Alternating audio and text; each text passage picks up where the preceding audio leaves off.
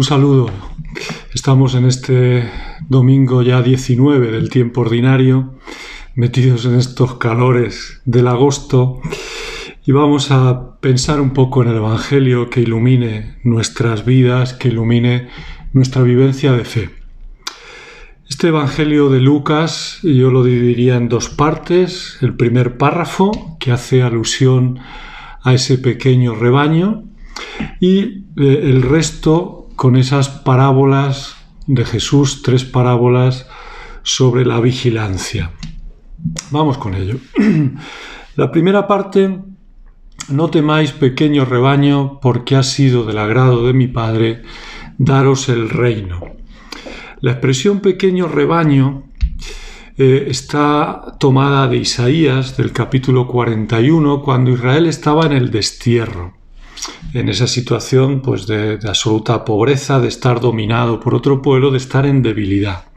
Y ahora Jesús la aplica en esta expresión tan consoladora, pues la aplica a los apóstoles. Ellos son ahora, sus discípulos, ese pequeño rebaño, es decir, son aquellos que están en esa situación de debilidad, en esa situación de pobreza. Son pocos los discípulos de Jesús, son gente de una clase social más bien baja, son gente que le cuesta entender, torpe de entender, que no acaban de reconocer lo que Jesús quiere hacer y quiere decir.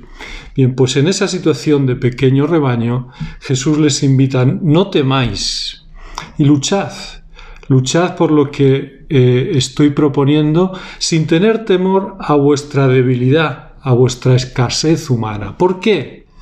Porque el Padre se complace en vosotros. Esta es la gran noticia, ¿no?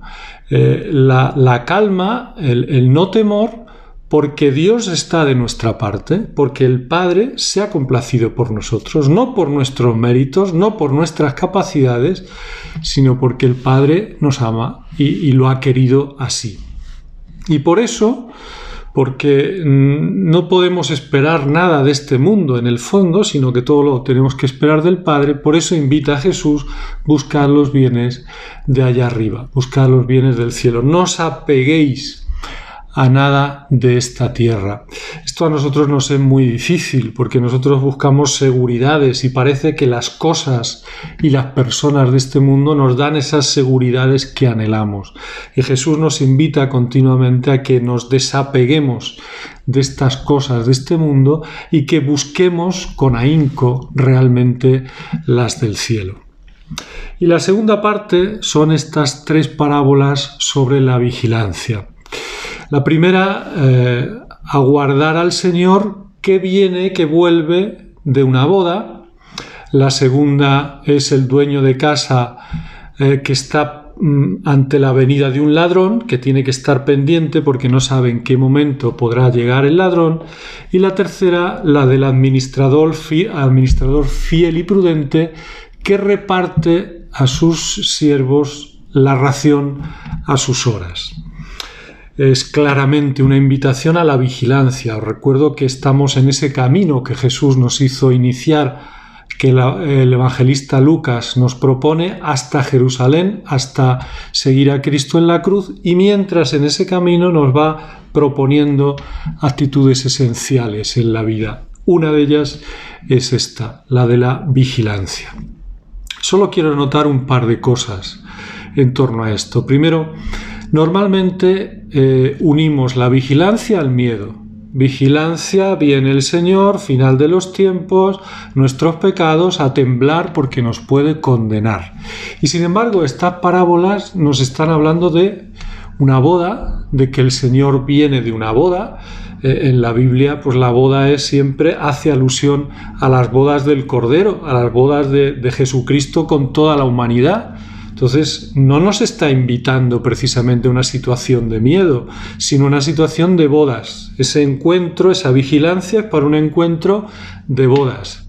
Y a la vez, si os fijáis en esa expresión, que es muy bonita, ¿no? Cuando Jesús dice: cuando Él venga y llame y se le abra, Él se pondrá a servir. Es decir, no es propio de un señor ponerse a servir.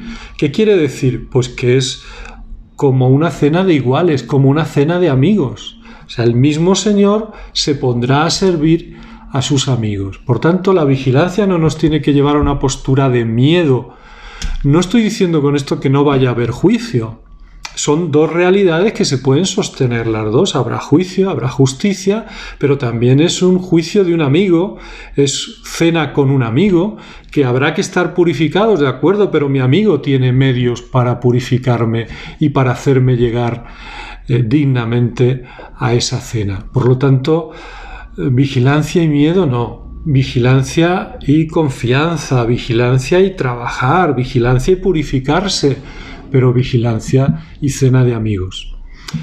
Y la segunda idea es esta vigilancia, esta preparación, este estar preparados debe ser permanente, permanentemente preparados. ¿Por qué? Porque Cristo está siempre a nuestro lado y porque Cristo está siempre viniendo. O sea, no es que Cristo vaya a venir, es que está a nuestro lado y hay que tener abiertos los ojos para descubrirle en las mil circunstancias y vicisitudes de la vida. Hay que estar atentos y esta vigilancia es esencial, pero no porque nos perdamos, sino porque por el gozo de encontrarnos con ese amigo, por el gozo de estar con él, por no perdernos lo más importante de esta película, por no perdernos lo más importante de esta vida, que es el gozo continuo del encuentro con Jesús. Por tanto, como que debe ir creciendo en nosotros esta invitación a la vigilancia continua, la esperanza de la dicha eterna, es decir, la esperanza del encuentro, la esperanza de estar ya con él como una forma de vida continua. Nuestra forma de vivir, estar esperando continuamente ese encuentro y estar consiguiendo aquí en la tierra ese encuentro. Es decir, el deseo de que estar con Cristo es con mucho lo mejor. Es decir, de ir perdiendo miedo a la muerte, de ir perdiendo miedo al más allá, de ir dándonos cuenta que es nuestra casa, que es estar con nuestro amigo y que vaya creciendo un deseo confiado y tranquilo de estar con él. Y no caigamos a veces en las tonterías que decimos, no, cuanto más tarde mejor. Y mira, ¿por qué? Eso en el fondo es aumentar el miedo, es consentir en la desconfianza. Hay que estar tranquilos en ese encuentro con nuestro amigo. Esto hay que pensarlo muchas veces, hay que traerlo a la oración y a la vida muchas veces para que se vaya haciendo realidad en nosotros. Y termino con esa expresión que dice Jesús de tened ceñida la cintura. Una expresión para nosotros extraña, se asemejaría, por poner algún parecido, a cuando nosotros decimos, no, pues hay que estar preparados para lo que pueda pasar y hay que dormir vestidos, ¿no? Dormir vestidos para, en cuanto haya una alarma, pues salir sin tener que volverse a cambiar y a vestir. Es decir, esta disponibilidad en todo momento a la voluntad de Dios. A mí me llama la atención cómo en la Iglesia hay muchos santos, hay muchos tipos de espiritualidad y de alcanzar esa santidad, pero en todos hay un dato común y que se va haciendo cada vez más fuerte a medida que se van acercando a la santidad, y es esa disponibilidad absoluta a la voluntad de Dios. O sea, la santidad en el fondo es cumplir la voluntad de Dios, pero no solo cumplirla, es rendirse a la voluntad de Dios. Es ponerla claramente como lo primero y principal en nuestra vida, es descansar en esa voluntad de Dios, es entregarse por completo a esa voluntad de Dios. Pues que tengáis buen domingo y disfrutéis del Señor, de la liturgia y de este Evangelio. Un abrazo a todos.